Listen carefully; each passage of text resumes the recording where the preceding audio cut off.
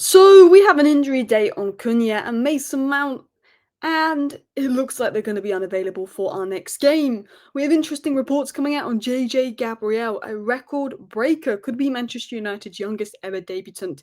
He's 14 years of age, he's already top scorer in the under 18s, and he's seen as sort of the left-sided Lamine Yamal. He's sort of rated in that bracket. There's a reason Barcelona wants him. And look, if Shea Lacey can stay fit, and if Gabriel reaches his potential, he's got the technical ability, he just needs to bulk up physically before he's ready for first team football. United could have some serious talent on their hands. Manchester United want to sign two midfielders, not just one, two. Could be Wharton and Baleba. I think our transfer plans have just got bigger for 2026. I think the fact that we signed Sesko, Cunha and Mbumo in one window 4 months ago, no one would have thought that was possible. Baleba and Wharton in the next window, it could be big. We're going to talk about Lammens being number one, the plans for Ugarte and Meno, and more. So, hello, and welcome back to Alice Talks Football, and welcome back to your 10-minute Manchester United news, transfer news, and update roundup show, where we're going to round up all the latest Manchester United news into 10 minutes for you guys. Let's dive into the first story, which isn't on these slides, but it is just confirmation that Onana has left United and all his wages will be covered. He's now been announced as a Trabzonspor player, which is good news. Then he is gone. We're going to save around 5 million in wages. We also got a 5 million loan fee for Højlund and save around 4 million in wages. So from Onana and Højlund going because we brought their replacements and forced them out, that's 14 million saved. 40 million for Garnacho, 17 million saved in Rashford's wages as well. Or 15 to 17 million. There's mixed reports on it. I think it might be 15 million we've saved in Rashford's wages, but some sources suggest 17.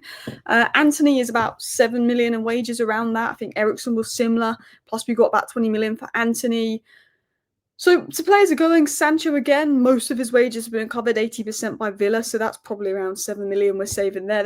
We've got obviously money for Alvaro, we've got money for Marseille, for Greenwood, for Marseille getting Champions League football, Alvaro's sell-on clause, Alanga's sell-on clause, Maxi Odelay's sell-on clause.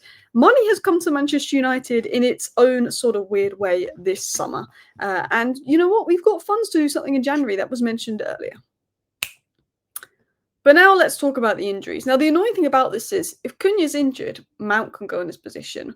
Or if Mount is injured, Cunha can go in his position. That is the good thing about that. We've got two good players that can play in that left 10 role. They're both injured. They're they're both in, I was like, if Mount gets injured, we've got Cunha. If Cunha gets injured, we've got Mount. They both get injured at the same time.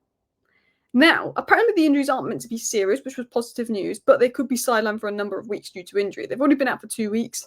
Hopefully it's a case of another week or two, nothing longer, because Cunha's already looking good and balling out, so that's really annoying. Now, what does this mean for the Manchester derby? I think we're going to see Bruno in the 10. I think Bruno will be left 10, Sesko will be in the middle, and Buma will be right 10. Or we have, because it's Manchester City and he wants to be more defensive, or we have Bruno still stays in the pivot with Casemiro, but we have Ahmad left 10 and Mbumo right 10. We're either going to have Ahmad and Mbumo Sesko front three, or a Bruno Sesko and Mbumo front three. But I think that means a first start for Sesko, if we're being totally honest. Or maybe Xerxes starts instead of Sesko at striker. Potentially, Amorim wants to be careful with Sesko. Who knows? But I think we'll have Ahmad or Bruno as one of the 10, Xerxes or Sesko as the striker. Continuing on, could somebody be getting a shot debut? Now, some people said with Mount and Cunha injured, this guy is probably someone that would play in the left 10 role, but I think there's Premier League regulations, which means he can't make his debut till he's 15. But it was said there was a belief that Gabriel could become Manchester United's youngest ever debutant, surpassing Angel Gomez, who was 16 years old in 263 days. There's optimism that Gabriel, who turns 15 next month, will be given his first taste of senior minutes under Amorim eventually. Now, I know due to Premier League regulations, he can't get his debut right at this moment in time. Maybe when we play the FA Cup, he can get a debut in there. But he's expected to be United's youngest ever debutant. He's actually been told at the beginning of the season he will be called into first team training to train with the first team, which people don't realise. At 16, that's pretty mad. 16, 17, that's pretty mad for players. I feel the 18, 19-year-olds get it a bit. To be called into first team training at 14 is a different level of mad. 14 people. If he was doing this at 16, it would be phenomenal, but he's doing it at 14. 14-year-old Gabriel is currently the second highest goal scorer in the under-18s Premier League this season as well. He's playing with 17, mostly 17, 18-year-olds, the odd 16-year-old. Like we're talking about Max Dowman, JJ Gabriel, different level of talent we have. We have good players in the academy, don't get me wrong. Garnacho was always very highly rated, but this is believed to be the best 14-year-old Manchester United have seen in their academy. That's how highly rated he is. Of course, injuries can happen, Barcelona could snap him up, but this is a serious player. Now, Paddy mentioned, like Max Dowman last year, JJ Gabriel won't make his senior debut this season due to Premier League regulations, but the plan is for him to train regularly with the first team and is expected to travel on tour next summer, likely setting up a debut in 2026. A bit like Max Dowman, he wasn't involved for Arsenal last season, but he got opportunities on tour and he's already made his Arsenal debut. The expectation is that for JJ Gabriel next season. I think Amorim has got a shot plan for JJ Gabriel. Amorim brought in youth and brought you through when he was at Sporting. We haven't seen a lot of it at United, obviously, with Maino and Garnacho not really being involved. But I think Amorim's got some shot plans for JJ Gabriel. I think he rates him highly. And I think if Amorim is here until the end of the season, until next season, I think we will see JJ Gabriel slowly integrated. Then he gets involved in pre-season tour. Then he makes his debut next year. I think JJ Gabriel, it's good for him not to make his debut this year, have another year to bulk up physically because it is physical demands. But he's got the technical ability. And this time next year, he could be a little bit more ready for that step. Well, look, he's 14. If he doesn't make his debut for 2 years, I am more than happy. Making your debut at 15 is nuts. If he doesn't make his debut to 16, 17, I'm more than happy. Let's not rush a 14-year-old in. He shouldn't be someone that's going to come save us in his next season or two. That would be silly. But he's been told he will train with Ruben Amorim's first team. So, let's talk about Manchester United's midfield plans, because Manchester United's transfer plans have just got bigger. Now, Ben Jacobs was on the United Stand YouTube channel today, and he said many things, but one of the things he spoke about in detail was the midfield. It might be 2 midfielders that come in, because remember, Casemiro has a bit of a question mark, even though he's fallen into favour under Amorim.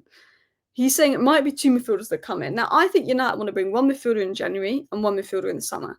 I think United want to bring the midfielder in January. I think United are going to try and get Carlos Baleba in January. If they can't get him in January, they'll go for him in the summer. But Ben Jacobs sort of asked about Elliot Anderson, Wharton, and he believes that United are more interested in Wharton than Elliot Anderson.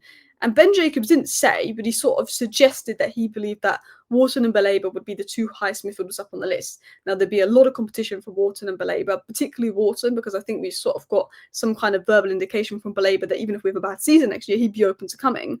But I think United, how they got Cunha and Mbumo, and Arsenal and Newcastle and a lot of teams were in for those players, even Chelsea tried to hijack it, they could do something mad and get Baleba and Wharton. Like, it feels unrealistic that we'd get both Baleba and Wharton. I think we can get Baleba. I don't think we're going to get Wharton.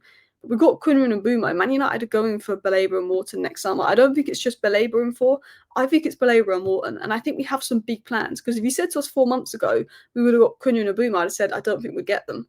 Cunha and Mbumo Seska, I said, I don't think we can do it. I don't think we'd get them. Anyway, obviously we've got concerns over the midfield. There's reports that Sekou Kone, when he's back from injury, could have some involvement, could play some games in our midfield. That would be good to see. But obviously there's concerns over Agata. He's been a liability. How will Maino do under Amorim? And look, the hope is that we've seen good games from Agata. We've seen what Maino can do. The hope is that they do well this season under Ruben Amorim. United are hoping that Agata can make a statement. He is liked by Amorim, and the club are also seeing how Maino responds.